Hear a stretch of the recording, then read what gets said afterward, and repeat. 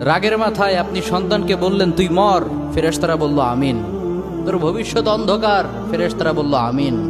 রেগে মেগে আপনি আপনার মেয়েকে বললেন জীবনেও তোর কপালে স্বামীর ভাত জুটবে না, ফেরেশতারা আবারও বলল আমিন। আচ্ছা, আপনি না সেই ব্যক্তি যে তার নিজের জীবনের চাইতেও সন্তানকে বেশি ভালোবাসেন? আপনি না সেই ব্যক্তি যে তার সন্তানের জন্য হাসতে হাসতে নিজের জীবনটাও দিয়ে দিতে পারেন? আপনি না সেই ব্যক্তি যে আল্লাহর কাছে নিজের চাইতেও সন্তানের জন্য বেশি দোয়া করে? তাহলে কি করে নিজের হাতে নিজের সন্তানের এত বড় ক্ষতি করতে পারলেন? Doesn't make any sense.